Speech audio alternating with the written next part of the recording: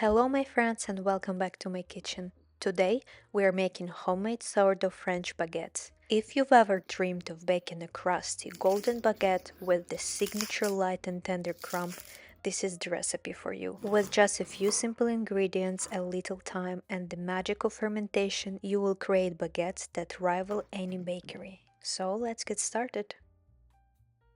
Before we start making our baguette dough, we need to make sure our sourdough starter is active and ready to work.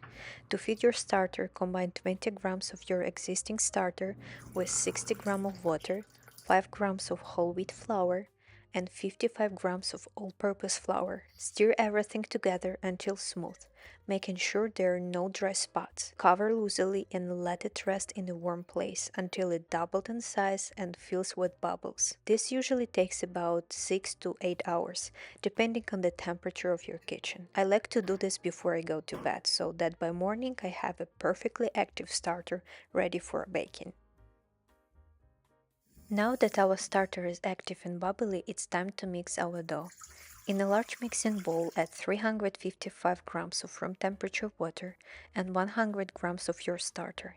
Stir until the starter is fully dissolved. This helps distribute it evenly throughout the dough. Next, add 95 grams of whole wheat flour and optionally, for that golden color, 5 grams of malt butter. And finally, add 400 grams of all-purpose flour. I'm going to use a stand mixer to bring the dough together, but working it by hand works just as well. So I use my hook attachment and mix until no dry spots of flour remain. The dough will feel sticky and shaggy at this stage, and that's completely normal. We are not kneading yet, just making sure everything is well combined. Once fully mixed, cover the bowl with a clean towel or plastic wrap and let the dough rest for 60 minutes. This allows the flour to fully absorb the water and start developing gluten. After our dough has rested for 60 minutes, you will notice it has developed some gluten and become stretchy. Now it's time to add the salt. Sprinkle 11 grams of kosher salt evenly over the surface of the dough and add 1 teaspoon of water to help the salt dissolve faster. Now mix the dough for about 5 minutes using a stand mixer or until you no longer feel any salt grains if kneading by hand. You will notice the texture starting to change. It will become stickier and that's totally normal. We will build more strength and smoothness through folding and resting. Once the dough is well mixed, transfer it into a lightly greased bowl. Cover it and let it rest in a warm place for 45 minutes. I like to place mine in my smart oven on the proofing setting at 80 degrees Fahrenheit. This is the start of bulk fermentation process where the dough will begin to rise and develop its flavor. After the dough has rested, it's time for the first coil fold. To do a coil fold, wet your hands slightly to prevent sticking.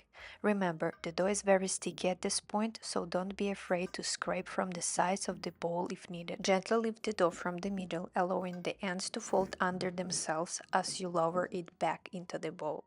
Repeat this a couple of times to make sure the dough is tightened.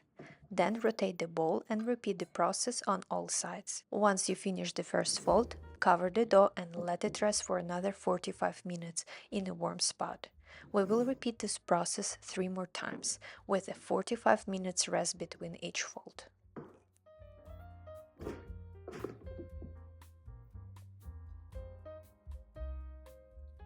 Now it's time for coil fold number 2. You will notice the dough has relaxed and spread out again, but it's starting to feel a little stronger than before. Just like with the first fold, wet your hands to prevent sticking and gently fold the dough. Cover and let it rest in a warm place for another 45 minutes. Now do coil fold number 3. By this point you will notice the dough is becoming much stronger and smoother.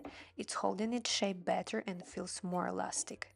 Cover the dough and let it rest in a warm place for another 45 minutes. We've got just one more fold to go. Now it's time for the fourth and final coil fold. You will see a lot of bubbles on the surface of the dough. That's a great sign of healthy fermentation. The dough will feel light, airy and strong, so fold your dough again and after you finish, cover it and let it rest at room temperature for 15 minutes. After that short rest, transfer the dough to the fridge for an overnight cold fermentation.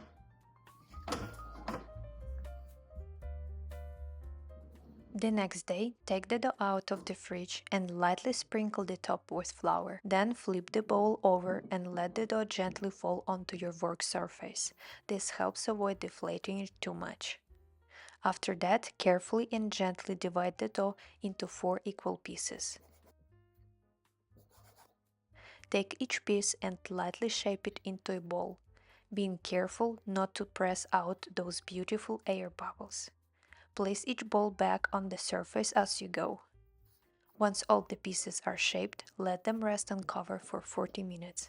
This resting period allows the gluten to relax, making the final shaping much easier. Now that the dough has rested and relaxed, it's time to shape the baguettes. Take one piece of dough and sprinkle it with flour to prevent sticking. Start by gently fluttering it into a rectangle, being careful not to press out too much air. Begin rolling the bottom of the rectangle toward the center, pressing lightly to seal as you go. Continue rolling until you have a small log shape.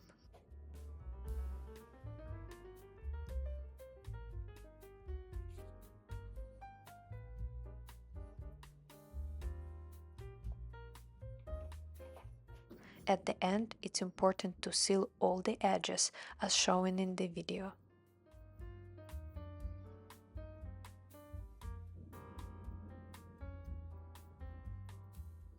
Next, roll the dough gently from the center outward, using your hands to stretch it into a long, even log. Taper the end slightly to get that classic baguette shape.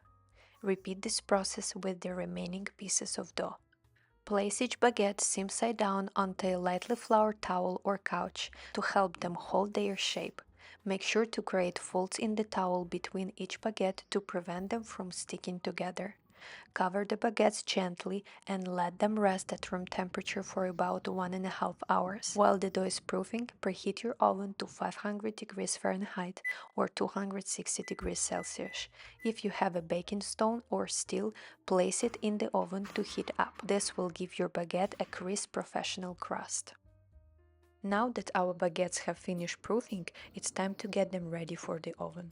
Take a large cutting board or turn a baking sheet upside down and cover it with parchment paper. We will need to slide the baguettes onto our pizza stone or steel, so anything flat and sturdy will work. Carefully transfer each baguette onto the parchment paper using a cutting board.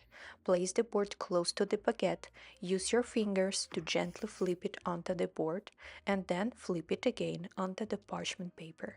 Repeat this process with all your baguettes. If you don't have enough space to bake them all at once, no worries. Just bake 2 at a time and then the remaining 2 after. Next, we are going to score the baguettes. Make sure to score them right before putting them in the oven.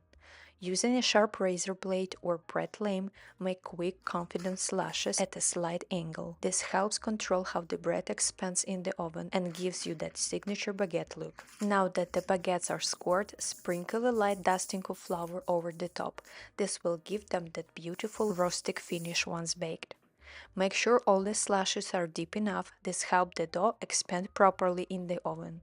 If needed, go over any shallow cuts with your blade to ensure they are just right. Next, take some ice cubes. After you put the baguettes in the oven, drop the ice into the bottom of your oven and quickly close the door. Now it's time to bake. Carefully slide your parchment paper onto your pizza stone or peel. Bake for 10 minutes at 500 degrees Fahrenheit. After 10 minutes, open the door briefly to let the steam escape. Then reduce the temperature to 465 degrees Fahrenheit or 245 degrees Celsius and bake for another 15 minutes or until the baguettes are deep golden brown with a beautiful crust. Once your baguettes are ready, carefully remove them from the oven. I just use my mitts and grab them right from the pizza stone. After that, transfer them to a wire rack to cool. It might be tempting to slice into them right away, but it's important to let the baguettes cool completely. This allows the crumbs to set properly and keeps the inside light and airy. Let them rest for at least 20 to 30 minutes before slicing. And that's it, beautiful homemade sourdough baguettes, fresh from your oven. They taste the best on the first day, but if you have leftovers, just keep them covered and toast them lightly. They will be warm and soft just like freshly baked. I hope you enjoy baking with me. If you try this recipe, let me know how it turned out in the comments below. And if you like this video, don't forget to give it a thumbs up and subscribe for more delicious recipes. Thank you for watching, and I will see you in the next one. Bye bye!